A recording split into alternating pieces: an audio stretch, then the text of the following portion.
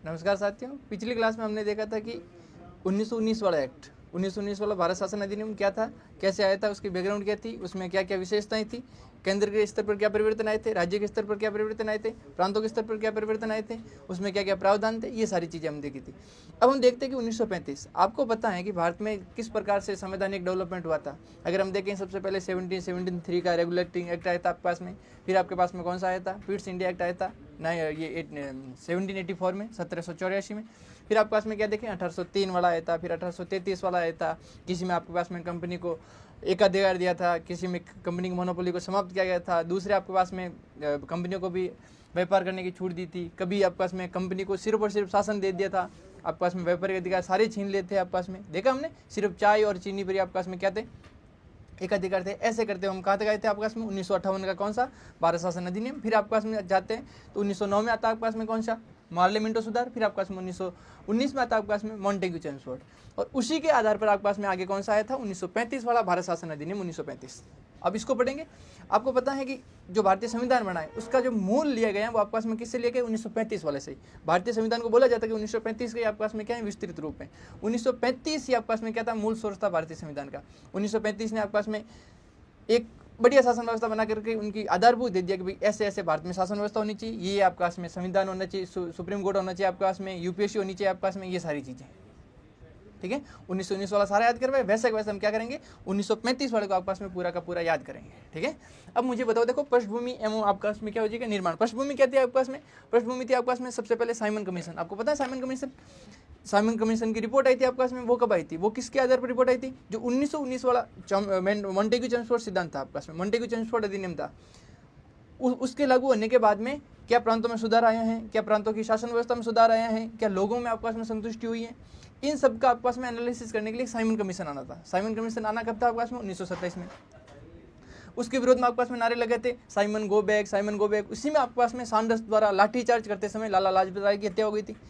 Simon commission की report आई थी आपके पास में 1930 में। उससे पहले कौन सी रिपोर्ट आई थी आपके पास में, नेहरू रिपोर्ट आई थी आपके पास में। वो किसने निकाली थी आपके पास में, मोतीलाल नेहरू, जो जवाहरलाल नेहरू के पिताजी थे।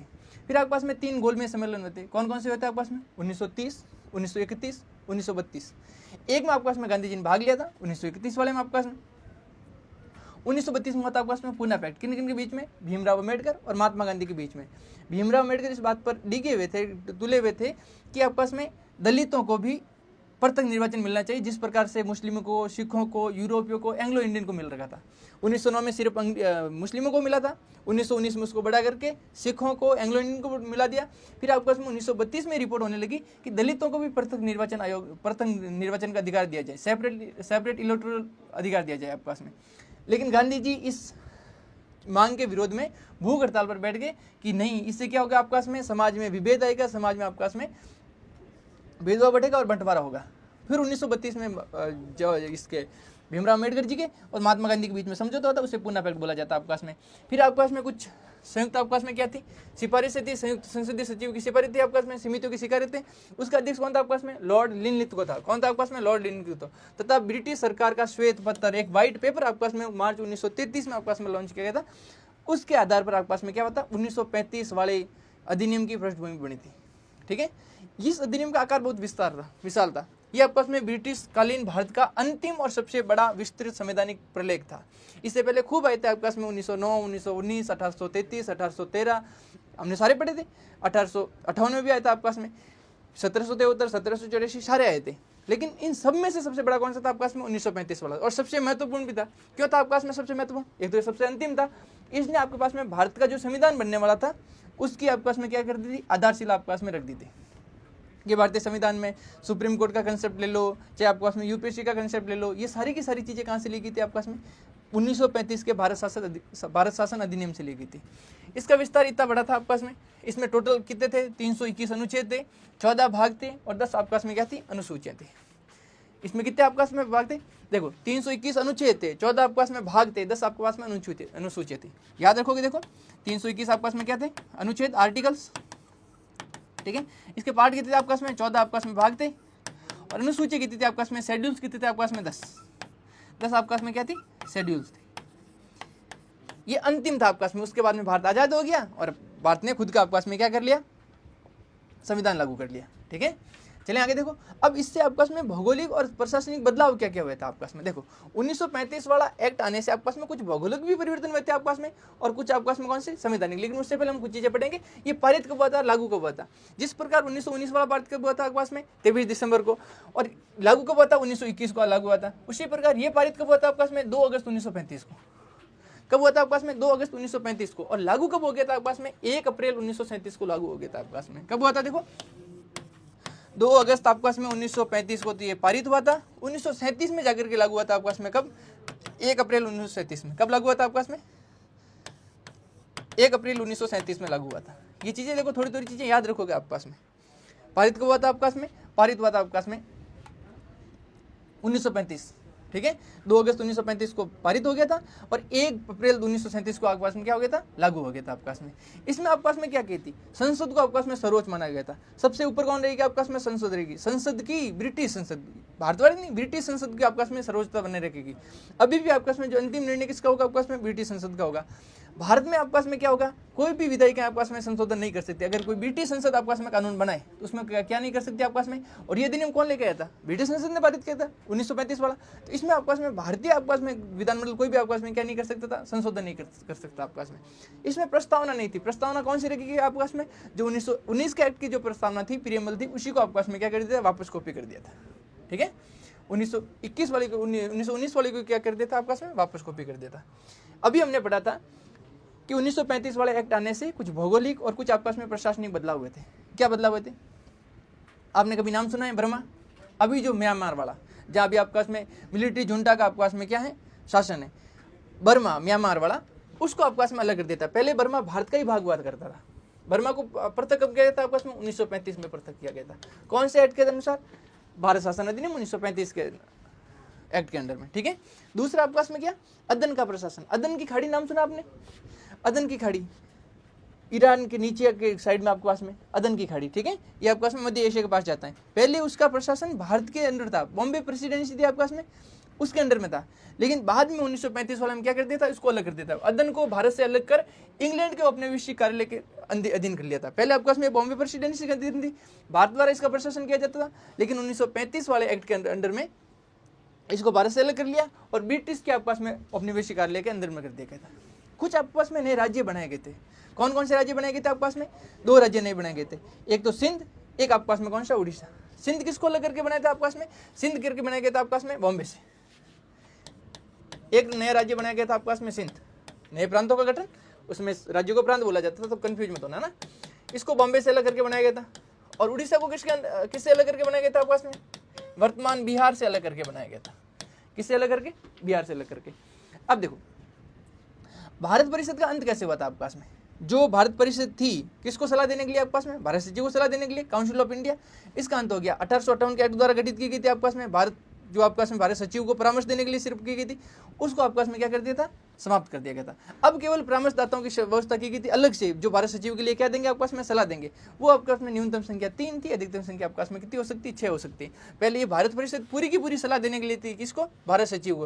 लेकिन अब आपके पास में इसको जो बनी करती थी आपके पास में 1858 भारत शासन अधिनियम आया था, उसके अंडर बनी थी आपके पास में। अब उसको समाप्त कर दिया और आपके पास में सिंपल से सीधे सीधे भारत सचिव को परामर्शदाताओं की नियुक्ति की गई। न्यूनतम संख्या आपके पास में 3, अधिकतम संख्या आपके पास में 6, ठीक है। आगे देखो कुछ और चीजें देखते हैं। इस स्लाइड में हमने कौन कौन सी चीजें देखी। एक चीज बर्मा का पृथक्करण हुआ था आपके पास में 1935 में। अदन का आपके पास में प्रशासन ब्रिटिश औपनिवेशिक के अंदर चला गया आपके पास में। 2 नए राज्य बने थे आपके पास में, कौन से, एक सिंध बना था, एक आपके पास में उड़ीसा बना था। सिंध बॉम्बे को अलग करके और आपके पास में उड़ीसा बिहार से अलग करके।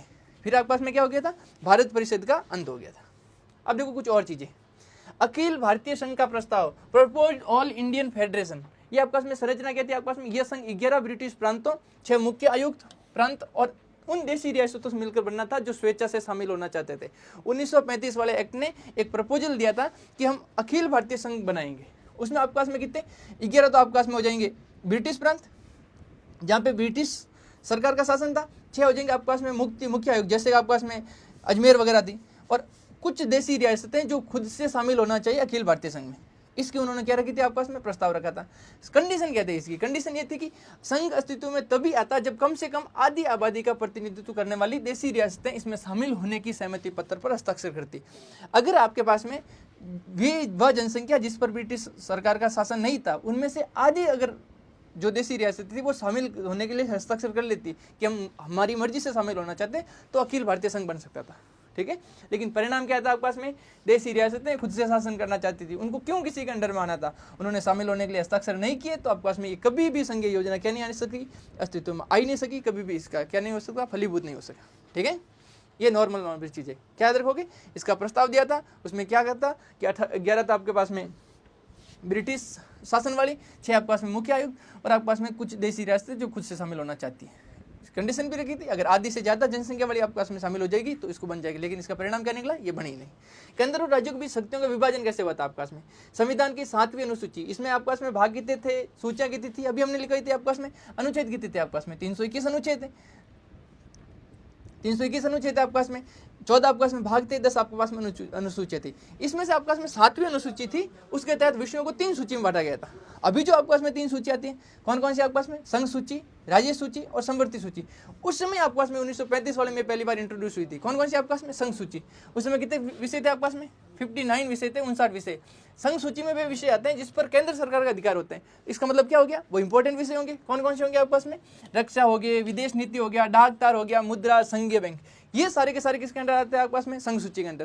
प्रांतीय सूची कौन सी होती, जिसमें प्रांतों का या फिर राज्यों का अधिकार होता था, जिनमें शासन व्यवस्था राज्य देखते थे, या जिनमें कुछ भी नियम बनाने हो, बदलाव करने, वो राज्य देखते थे। वो कौन कौन से विषय थे आपके पास में, पुलिस, न्याय, शिक्षा, स्थानीय स्वशासन, भू राजस्व। आपको पता है ये पुलिस, न्याय, ये दोनों को दोनों 1919 वाले में आपके पास में किसके पास थे, ये आपके पास में थे किसके पास, गवर्नर के पास, याद है, आरक्षित विषय।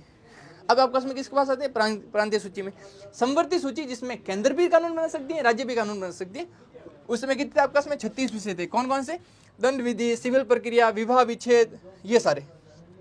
अवशिष्ट शक्तियां, जिस पर जो इन तीनों सूचियों में नहीं आए हो, इनका कानून बनने का अधिकार किसका होता था, अंतिम अधिकार गवर्नर जनरल। इसका मतलब क्या हो जाएगा, केंद्र सूची वाले वायसराय को दिया गया था आपके पास में। इसका मतलब कितने हो गए टोटल विषय, देखो संघ सूची में थे 59, 54 थे आपके पास में राज्य सूची में, 33 थे आपके पास, 36 थे आपके पास में किसमें, समवर्ती सूची में। याद रखोगे कितने आपके पास में, देखो 59, 54, 36, 59, 54, 36। आई बात समझ में। अब देखो आगे चलते हैं। ये क्या था आपके पास में, केंद्र और राज्यों के बीच शक्तियों का बंटवारा था। ठीक है, अब चले आगे। अब देखो केंद्र में द्वैध शासन प्रणाली हमने बताई थी कि वहाँ आपके पास में द्विसदनात्मक व्यवस्था थी। 1919 वाले एक्ट के अनुसार किया गया था, राज्यों में तो द्वैध शासन लागू कर लिया, और केंद्र में क्या होती है आपके पास में, द्विसदनात्मक। द्वैध शासन का मतलब क्या हो गया आपके पास में, आरक्षित विषय और आपके पास में कौन से, हस्तांतरित विषय। अब 1935 वाले में क्या गया था कि 1919 वाली जो व्यवस्था थी उसको केंद्र में ट्रांसफर कर दिया था। 1919 में जो राज्य प्रांतों में था आपके पास में आरक्षित और हस्तांतरित विषय, अब वो केंद्र में चले जाएंगे। 1935 में क्या हो गया आपके पास में, केंद्र में द्वैध शासन प्रणाली लागू कर दी, डायरकी एट द सेंटर। प्रांतों में, अंत प्रांतों से द्वैध शासन समाप्त कर लिया था आपके पास में, प्रांतों में आपके पास में समाप्त कर लिया, और केंद्र विषयों का क्या किया, विभाजन किया गया था। इसमें आरक्षित विषय और हस्तांतरित विषय। आरक्षित विषय कौन कौन से थे, रक्षा, विदेश मामले, धार्मिक मामले, जनजातीय मामले, उनका प्रशासन गवर्नर जनरल स्वयं अपनी परिषद, अधिकतम सदस्य कितने, देखो गवर्नर जनरल की परिषद समाप्त कर ली, अधिकतम 3 सदस्यों की सहायता से करता था, जो व्यवस्थापिका के प्रति उत्तरदायी नहीं थी। जो किसके प्रति उत्तरदायी नहीं थी, व्यवस्थापिका के प्रति। हस्तांतरित विषय कितने थे आपके पास में, अन्य सभी विषय इनका प्रशासन गवर्नर जनरल मंत्रियों की सलाह से करता था, जो विधानमंडल के प्रति उत्तरदायी थे। अब मेरी बात सुनो, जो व्यवस्था 1919 वाले में आपने प्रांतों के स्तर पर पढ़ी थी, अब उसको ट्रांसफर कर लो कहाँ पे, केंद्र के स्तर पर। वहाँ भी आपके पास में विषयों का बंटवारा 2 भागों में किया गया था, आरक्षित और हस्तांतरित। अब यहाँ पर भी आपके पास में आरक्षित और हस्तांतरित 2 विषय हो गए आपके पास में। आरक्षित विषय कौन कौन से आपके पास में, रक्षा, विदेश मामले आपके पास में, धर्म से रिलेटेड मामले आपके पास में, जनजातियों से रिलेटेड मामले आपके पास में। अब इनका निर्णय गवर्नर जनरल स्वयं लेता था आपके पास में, इसकी कोई भी उत्तरदायी नहीं था आपके पास में विधानमंडल के प्रति। जो केंद्रीय विधानमंडल था उसके प्रति कोई भी क्या नहीं था, उत्तरदायित्व नहीं था। हस्तांतरित विषय कौन से होते हैं आपके पास में, जो आरक्षित विषयों के अलावा जितने भी सारे सब्जेक्ट हैं, निर्णय तो भी कौन लेता था, गवर्नर जनरल लेता था, लेकिन किसकी सहायता से लेता था, किसकी सलाह से लेता था आपके पास में, जो अपने मंत्री थे उनकी सलाह से लेता था, जो हमेशा किसके प्रति उत्तरदायी थे, विधानमंडल के प्रति उत्तरदायी थे। ठीक है, ये आपके पास में क्या हो गया था, केंद्र में द्वैध शासन। अब देखो प्रांतीय स्वायत्ता, अब हम 1935 वाला एक्ट लेके क्यों आए थे, हम चाहते थे कि हमें स्वशासन मिले, स्वायत्ता मिले, तो इसने क्या किया था, प्रांतों को थोड़ी स्वायत्ता दी। कैसे स्वायत्ता दी, द्वैध शासन का अंत कर दिया। पहले अगर आपके पास में द्वैध शासन था तो आरक्षित विषय किसके पास होते थे? गवर्नर के पास होते थे। क्या गवर्नर स्थानीय लोग होता था? नहीं, गवर्नर अपॉइंटेड होता था आपके पास में। तो इसका मतलब क्या हो गया, जो इंपॉर्टेंट मुद्दे होते थे, इंपॉर्टेंट निर्णय होता था, वो सारे गवर्नर लेता था। तो क्या प्रांतों में स्वायत्ता थी क्या? नहीं, प्रांतों के खुद के निर्णय खुद नहीं लेते थे आपके पास में। अब अगर द्वैध शासन को अंत कर दिया, इसका मतलब क्या हो गया, आपके पास में प्रांतों में 1919 के एक्ट द्वारा स्थापित द्वैध शासन को अंत कर दिया, जिसमें रक्षित और हस्तांतरित विषय होते थे आपके पास में, समाप्त कर लिया था। इससे क्या हो गया, आपके पास में जो भी निर्णय होंगे वो सारे के सारे क्या होंगे, आपके पास में उत्तरदायी होंगे। किसके प्रति? प्रांतों को एक स्वतंत्र और पृथक विधिक इकाई के रूप में मान्यता मिली। गवर्नर को प्रांतीय मंत्रियों जो विधानमंडल के प्रति जवाबदेही थी की सलाह पर कार्य करना होता था। अब गवर्नर जो भी काम करेगा, पहले आपके पास में आरक्षित विषय पर कोई आपके पास में सलाह लेने की जरूरत नहीं थी और उसके लिए वो अकाउंटेबल नहीं था। लेकिन अब गवर्नर जो भी काम करेगा उसके लिए वो किसके प्रति आपके पास में जवाबदेह होगा? उसके लिए आपके पास में किसके? विधानमंडल के प्रति क्या होगा? जवाबदेह होगा। और जो काम करेगा आपके पास में किसकी सलाह पर काम करेगा? प्रांतीय मंत्रियों की सलाह पर काम करेगा। इसका मतलब क्या हो गया? प्रांतों को क्या मिल गई? स्वायत्ता मिल गई। ठीक है, चले आगे। गवर्नर के विशेष अधिकार। भारतीय गवर्नर को विशेष उत्तरदायित्व, विवेकाधिकार और अध्यादेश जारी करने की व्यापक शक्तियां प्राप्त थी। लेकिन अभी भी गवर्नर को क्या थी आपके पास में? कुछ व्यापक शक्तियां थी, जैसे कि आज भी होता है ऑर्डिनेंस वगैरह, अध्यादेश वगैरह जारी करने की। नॉर्मल सी बात है। आगे देखो कुछ चीजें। संघीय विधानमंडल की संरचना। संघीय विधानमंडल कौन सा आपके पास में? केंद्रीय विधानमंडल, वही कौन सा? स्टेट सेंटर वाला। ठीक है, इसके आपके पास में क्या क्या संरचना थी, इसमें कितने सदस्य थे, वो नॉर्मल सी बातें देखनी है। आप देखो, मेरी बात सुनो। हमने केंद्रीय विधानमंडल में आपके पास में द्विसदनात्मक व्यवस्था पढ़ी थी। एक राज्य परिषद होती थी आपके पास में, एक आपके पास में संघीय सभा होती थी, जिसको केंद्रीय विधानमंडल बोला जाता था। राज्य परिषद, इसको उच्च सदन बोला जाता है आपके पास में, स्थायी सदन बोला जाता था। इसमें 1/3 सदस्य, जिस प्रकार से हमारे यहाँ पे अभी भी 1/3 सदस्य क्या हो जाता है आपके पास में? रिटायर्ड हो जाते हैं। कितने साल बाद में? हर 2 साल बाद में। लेकिन उस समय होते थे आपके पास में हर 3 साल में रिटायर होते थे। जिस प्रकार राज्यसभा की अभी आपके पास में कितना कार्यकाल होता है? 6 वर्ष। उस समय कितना कार्यकाल होता है आपके पास में? 9 वर्ष कार्यकाल होता था।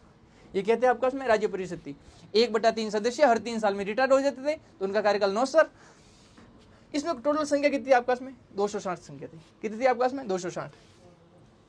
ब्रिटिश भारत के कितने प्रधानमंत्री थे? प्रतिनिधि थे आपके पास में 156। ये सारे के सारे क्या होते थे आपके पास में? निर्वाचित होते थे। लेकिन मनोनीत कौन से होते थे आपके पास में? जो प्रिंसली स्टेट से आते थे आपके पास में। इसका मतलब क्या हो जाएगा? देशी रियासतों से आने वाले प्रतिनिधि कितने आपके पास में? 104, जो राजाओं द्वारा मनोनीत होते थे। जो राजाओं द्वारा क्या होते थे? मनोनीत। इसका मतलब क्या हो गया? जो आपके पास में काउंसिल ऑफ स्टेट है, उसमें टोटल सदस्य कितने थे आपके पास में? 260 सदस्य थे। उसमें से निर्वाचित कितने होते हैं आपके पास में? 156। और नॉमिनेटेड कितने होते हैं आपके पास में? मनोनीत 104। अब ये आप 1919 वाले से कंपेयर करो, कितने होते थे आपके पास में? 60। निर्वाचित कितने? 33। मनोनीत कितने? 27। याद आया कुछ? बहुत बड़ी चीजें। वापस अब देखो, निम्न सदन, इसको बोला जाता था निम्न सदन। किसको? संघीय सभा, फेडरल असेंबली को निम्न सदन बोला जाता था। 5 वर्ष इसका क्या था आपके पास में? कार्यकाल। उसमें इसका कार्यकाल कितना था? उसमें इसका कार्यकाल था आपके पास में 5 वर्ष, याद रखना। अब इसका कार्यकाल कितना हो गया? 9 वर्ष। चीजें देखो कंपेरिजन में याद रखना, ताकि आपको याद रहे। इसमें टोटल सदस्य कितने हैं आपके पास में? देखो, फेडरल असेंबली में टोटल सदस्य कितने हो गए आपके पास में? 375। कितने हो गए? 375। अब इसमें से देखो, निर्वाचित कितने हो गए आपके पास में? 250। और मनोनीत कितने हो गए आपके पास में? 125। निर्वाचित कितने हो गए? 250। मनोनीत कितने हो गए? 125। अब मुझे बताओ, वहां पे हमने कितने पढ़े थे? वहां पे हमने पढ़ा नहीं पढ़ा? 145 सदस्य थे। 104 क्या थे आपके पास में? निर्वाचित। 41 क्या थे आपके पास में? मनोनीत। याद आया कुछ? ये सेम की सेम व्यवस्था है। इसका मतलब क्या हो गया? संघीय विधानमंडल की क्या संरचना थी आपके पास में? 2 भाग होते हैं आपके पास में, राज्य परिषद और संघीय सभा, फेडरल असेंबली। राज्य परिषद में आपके पास में कितने सदस्य थे? 260 सदस्य थे। 260 में से 156 क्या थे आपके पास में? निर्वाचित थे। और आपके पास में 104 क्या थे आपके पास में? मनोनीत थे। उसी प्रकार संघीय सभा में कितने सदस्य थे आपके पास में? 375। 375 में से 250 तो आपके पास में क्या थे? निर्वाचित। और 125 क्या थे आपके पास में? मनोनीत। ठीक है, ऐसे आपको याद रखना है। 1919 वाले से आपके पास में कंपेयर करते रहना साथ ही साथ। ठीक है, सांप्रदायिक प्रतिनिधित्व का विस्तार। अब देखो, 1919 वाले में, 1909 वाले में सिर्फ मुस्लिमों को दिया गया था। 1919 वाले में सिखों को दे दिया गया था, साथ में एंग्लो इंडियन को दे दिया गया था, साथ में यूरोपियों को दे दिया गया था। लेकिन इसको विस्तार और क्या किया 1935 में? दलित जातियों, अनुसूचित जातियों, महिलाओं, श्रमिकों के लिए अलग निर्वाचन क्षेत्रों की व्यवस्था कर सांप्रदायिक चुनावी प्रणाली का दायरा और बढ़ाया गया। अब दलितों को दे दिया गया था, महिलाओं को दे दिया गया था। अब पृथक निर्वाचन के दायरे को और बढ़ाया गया। ठीक है, मताधिकार, सीमित मताधिकार। जिस प्रकार से 1919 वाले में भी आपके पास में सीमित मताधिकार था। आपको पता है 5% से कम लोगों को, याद है, 5% से भी कम लोगों को आपके पास में क्या था? मताधिकार था। 50 लाख लोग ही थे आपके पास में। उसी प्रकार मताधिकार सीमित था आपके पास में, संपत्ति और कर के आधार पर कुल जनसंख्या के लगभग 10% भाग को क्या दिया गया था, अधिकार दिया गया था। अब यहाँ पे आपके पास में थोड़ा बढ़ा लिया, पहले 5% था कुल जनसंख्या का, अब 10% को लोगों को क्या दिया गया था, अधिकार दिया गया था। और कुछ चीज देखो, प्रांतीय विधानमंडल, प्रांतीय विधानमंडल में आपके पास में द्विसदन व्यवस्था लागू कर दी गई थी। 1919 वाले में केंद्र पर द्विसदन व्यवस्था लागू थी, अब प्रांतीय स्तर पर लागू कर दी गई थी। कुल 11 प्रांतों में से 6 प्रांतों में द्विसदन व्यवस्था, विधान परिषद और विधानसभा लागू की गई। ये प्रांत थे बंगाल, बम्बई, मद्रास, बिहार, संयुक्त प्रांत और असम। कौन कौन से थे आपके पास में? टोटल ब्रिटिश प्रांत कितने थे आपके पास में? 11 प्रांत थे। 11 में से 6 में आपके पास में कौन सी थी, द्विसदनात्मक थी। 5 में आपको कौन सी थी, एक सदनात्मक। वहां आपके पास में सिर्फ और सिर्फ क्या था, विधानसभा थी, विधान परिषद नहीं हुआ करती थी। विधान परिषद किस किस में हुआ करती थी आपके पास में? बंगाल, बम्बई, मद्रास, बिहार, संयुक्त प्रांत, असम। याद रखिए, देखो बंगाल, बिहार, मद्रास, बम्बई, संयुक्त प्रांत और असम, ये सारे के सारे क्या थे आपके पास में? 6। अब देखो आगे सेंस 5 में कहते हैं आपके पास में एकात्मक व्यवस्था थी। संघीय न्यायालय की स्थापना, संघीय न्यायालय क्या होता है आपके पास में? Federal court. उसकी स्थापना कब हुई थी आपके पास में? 1937 में हुई थी। कब हुई थी आपके पास में? संघीय न्यायालय को ऐसे समझो सुप्रीम कोर्ट, ठीक है। इसकी स्थापना कब हुई थी आपके पास में? 1 अक्टूबर 1937 को स्थापना हुई थी। कहाँ हुई थी आपके पास में? दिल्ली में स्थापना हुई थी। मुख्य न्यायाधीश क्या था आपके पास में? एक संरचना क्या थी आपके पास में? एक मुख्य न्यायाधीश होगा, 1 + 6 आपके पास में क्या होंगे? अन्य न्यायाधीश होंगे। प्रमुख मुख्य न्यायाधीश कौन था आपके पास में? मॉरिस ग्वायर था। कौन था आपके पास में? Morris Gwyer. अधिकार क्षेत्र कितना था? प्रारंभिक, आप पहली बार में आपके पास में मुकदमा कर सकते हो, अपीलीय, परामर्शदात्री, सत्ताधिकार था। सर्वोच्च यह अंतिम न्यायालय नहीं था, इसके विरुद्ध अपील लंदन स्थित प्रिवी काउंसिल में आपके पास में की जा सकती थी। ध्यान रखना, क्या 1935 के एक्ट के तहत फेडरल कोर्ट ही आपके पास में अंतिम न्यायालय था क्या? नहीं। इसके खिलाफ कहाँ आपके पास में अपील की जा सकती थी? प्रिवी काउंसिल आपके पास में लंदन में, इसके विरुद्ध क्या की जा सकती थी? अपील की जा सकती थी। क्या यह सबसे सर्वोच्च था क्या? नहीं था। इसलिए इसको संघीय न्यायालय बोला गया, सर्वोच्च न्यायालय नहीं बोला गया, ठीक है। ध्यान रखोगे। क्या है पढ़ा हमने इसमें? 1 अक्टूबर 1937 को आपके पास में क्या की गई थी? स्थापना की गई थी। कहाँ की गई थी आपके पास में? दिल्ली में की गई थी। मुख्य न्यायाधीश कौन थे आपके पास में? ग्वायर थे। संरचना कितनी थी आपके पास में? 1 + 6 की। एक आपके पास में कौन सा होता था? चीफ जस्टिस होता था। 6 आपके पास में कौन होते थे? अन्य न्यायाधीश होते थे, ठीक है। ये सारी चीजें। आगे देखो, अन्य महत्वपूर्ण संस्थान और नियुक्तियां। अन्य महत्वपूर्ण संस्थान कौन कौन से आपके पास में? आरबीआई की स्थापना हुई थी आपके पास में। भारतीय रिजर्व बैंक, इसकी स्थापना कहाँ हुई थी आपके पास में? देखो, देश के साख और मुद्रा नियंत्रण उद्देश्य से 1 अप्रैल 1935 को हुई थी।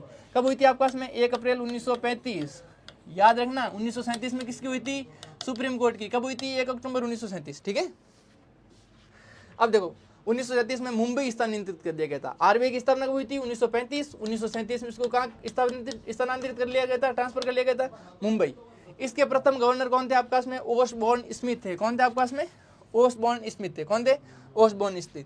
लोक सेवा आयोग, जो आपके पास में केंद्र में संघीय लोक सेवा आयोग एपीएससी के साथ साथ प्रांतों में प्रांतीय लोक सेवा आयोग पीपीएससी का भी क्या गया था आपके पास में? स्थापना की गई थी।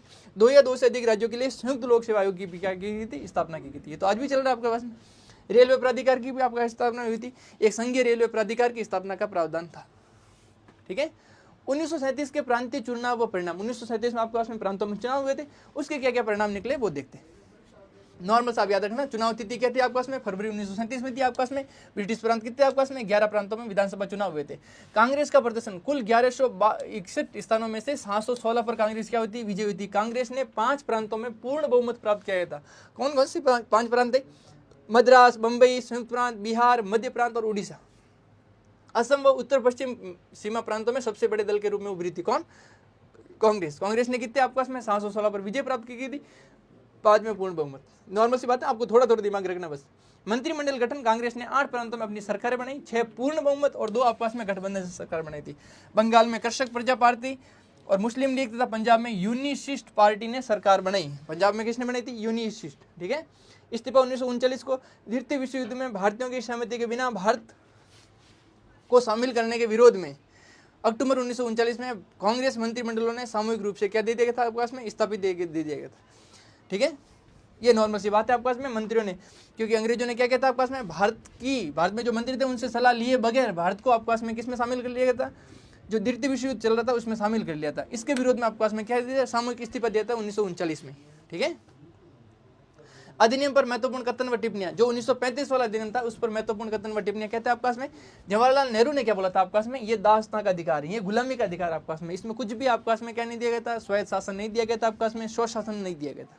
ठीक है, फिर आपका में ये एक ऐसी रेलगाड़ी है जिसमें ब्रेक तो है लेकिन इंजन नहीं है। आपने बार बार ब्रेक लगा ली लेकिन इसमें इंजन, इसका मतलब क्या हो गया, ये विकास करने में क्या नहीं है आपका में, सहायक है ही नहीं। ठीक है, फिर आपके पास मोहम्मद अली जिन्ना ने क्या बोला था आपका में, ये योजना पूरी तरह से सड़ी हुई है, मूल रूप से खराब है और ये अस्वीकार्य है, इसको कोई भी नहीं क्या करेगा आपका में, स्वीकार करेगा।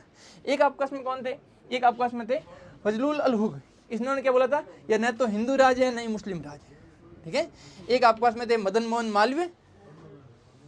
ठीक है, इन्होंने क्या बोला था आपका में, इन्होंने बोला था यह अधिनियम बाह्य रूप से जनतंत्रवादी और अंदर से आपका में कैसा है, खोखला है, अंदर से कैसा आपका में, खोखला। सी राजगोपालाचार्य ने बोला था आपका में ये नई द्वैध शासन प्रणाली से भी बुरा है।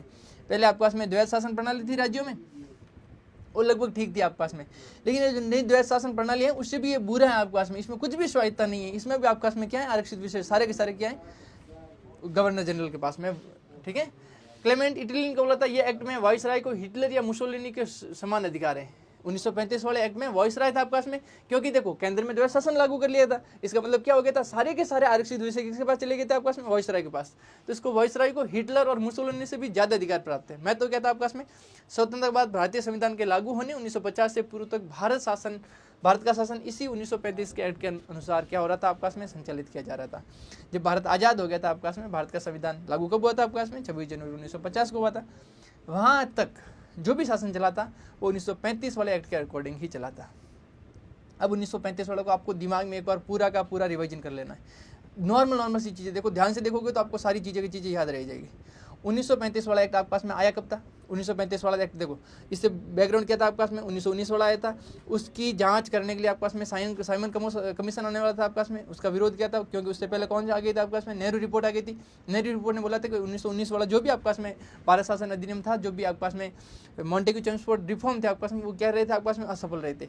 इसलिए जब साइमन कमीशन आ रहा था उसका विरोध किया गया था आपके पास में। विरोध में आपके पास में सैंडर्स ने लाठीचार्ज किया और लाला लाजपत राय आपके पास में चोटिल हो गए और उनकी मृत्यु हो गई थी। फिर आपके पास में 3 गोलमेज सम्मेलन था आपके पास में, कांग्रेस ने बहिष्कार किया गया था, लेकिन काफी करने के बाद में गांधी जी ने एक सम्मेलन में भाग लिया था आपके पास में।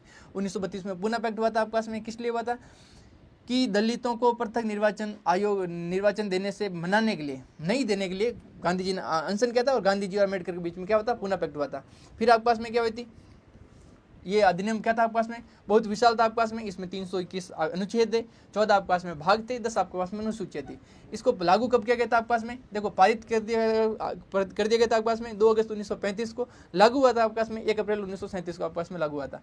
क्या इसमें सर्वोच्चता मानी गई थी, हाँ संसद को सर्वोच्च माना गया था, लेकिन संसद कौन सी आपके पास में, संसद आपके पास में ब्रिटिश संसद को सर्वोच्च माना गया था। ठीक है, इसमें प्रस्तावना नहीं थी, इसमें प्रस्तावना कौन सी ले ली थी आपके पास में, 1919 वाली की आपके पास में क्या लेती, प्रस्तावना लेती। फिर आपके पास में इसमें कुछ भौगोलिक और आपके पास में प्रशासनिक बदलाव हुए थे। कौन कौन से हुए थे आपके पास में, पहला बर्मा को अलग कर दिया गया था आपके पास में। फिर जो अदन की खरीद वाला अदन था, पोर्ट था आपके पास में, अदन बंदर का था आपके पास में, उसको ब्रिटिश उपनिवेश के अंदर कर लिया गया था आपके पास में। और नए 2 प्रांत बनाए गए थे आपके पास में, कौन कौन से, एक सिंध प्रांत बनाया गया था, एक उड़ीसा प्रांत बनाया गया था। उड़ीसा बिहार से अलग होकर के, सिंध आपके पास में किससे, बॉम्बे से अलग होकर के। फिर जो भारत परिषद थी, भारत सचिव का आपके पास में, भारत सचिव को सलाह देने के लिए उसको आपके पास में क्या कर लिया गया था, एंड कर लिया गया था। ठीक है, इसमें सिर्फ और सिर्फ फिर परामर्शदाताओं को आयोजित रखवाया गया था, जिसमें मिनिमम 3 और मैक्सिमम 6 हो सकते थे आपके पास में। ठीक है, फिर हमने क्या देखा था, फिर हमने देखा था कि इसमें अखिल भारतीय संघ का प्रस्ताव दिया गया था आपके पास में। भारत में कुल आपके पास में कितने थे, 11 ब्रिटिश प्रांत थे, 6 आपके पास में मुख्य आयुक्त थे और देशी रियासत थे। अगर देशी रियासतें आधी से ज़्यादा आपके पास में साइन करेगी, सिग्नेचर करेगी इंस्ट्रूमेंट ऑफ एक्सेशन पर, तभी आपके पास में क्या होगा, इसका निर्माण होगा। उन्होंने ऐसा नहीं किया तो इसका निर्माण नहीं हो गया था आपके पास में। फिर केंद्र और राज्यों के बीच में आपके पास में शक्तियों का बंटवारा हुआ था आपके पास में। कितनी शक्तियाँ थी आपके पास में, देखो अनुसूची 7 के अंदर उन्होंने बंटवारा किया था, 3 सूचियाँ बनाई थी आपके पास में, एक संघ सूची, राज्य सूची, समवर्ती सूची। ठीक है, अवशिष्ट शक्तियाँ आपके पास में किस में जाती थी, सारी संघ सूची के अंदर में आ जाती थी। संघ सूची में कितने विषय थे आपके पास में, 59 थे। प्रांतीय सूची में कितने थे आपके पास में, 54 थे। और समवर्ती सूची में कितने थे आपके पास में, 36 थे। ठीक है, अब देखो जो 1919 वाले में राज्यों में द्वैध शासन था, वो अब किस में ट्रांसफर कर लिया गया था, केंद्र सरकार में। केंद्र में द्वैध शासन प्रणाली आपके पास में लागू कर दी गई थी। वहां आपके पास में क्या हो गए थे, आरक्षित विषय और आपके पास में हस्तांतरित विषय हो गए थे। आरक्षित विषय किसके अंडर में होते थे आपके पास में, गवर्नर जनरल के अंडर में होते थे। क्या वो किसी के लिए उत्तरदायी था कि उसके प्रति, नहीं, वो व्यवस्थापिका या फिर आपके पास में विधानमंडल, केंद्रीय विधानमंडल के प्रति क्या नहीं था, उत्तरदायी नहीं था। उसमें कौन कौन से मामले होते थे आपके पास में, रक्षा हो गए, धर्म हो गए, आपके पास में धार्मिक मामले, जनजातीय सतह के मामले हो गए, विदेशी मामले हो गए, बहुत सारे।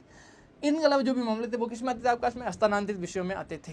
ठीक है, फिर आपके पास में क्या हुआ था, प्रांतों को स्वायत्ता दी गई थी। कैसे दी गई थी आपके पास में, पहला कि वहाँ पे आपके पास में द्वैध शासन को खत्म किया गया था, आपके पास में पूर्ण उत्तरदायी स्वीकार सरकार बनाई गई थी। अब जो भी आपके पास में प्रांतों में निर्णय होते थे वो सारे के सारे किसके प्रति उत्तरदायी होते थे आपके पास में, राज्य विधान प्रांतीय विधानमंडल क्या प्रति होते थे, क्या आपके पास में जवाबदेह होते थे। क्यों, क्योंकि गवर्नर जो भी आपके पास में फैसले लेता था वो सारे के सारे फैसले किसकी सलाह से लिए जाने थे आपके पास में, जो प्रांतीय मंत्री थे उनकी सलाह से लिए जाने थे।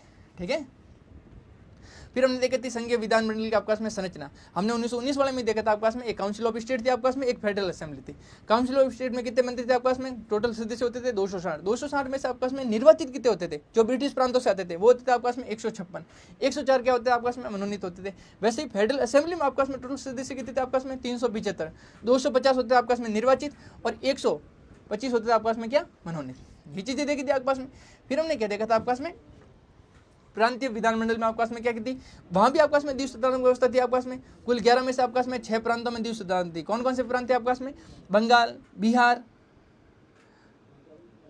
संयुक्त प्रांत आपके पास में, मद्रास हो गया आपके पास में, असम हो गया आपके पास में। ठीक है, यही थे, और बम्बई।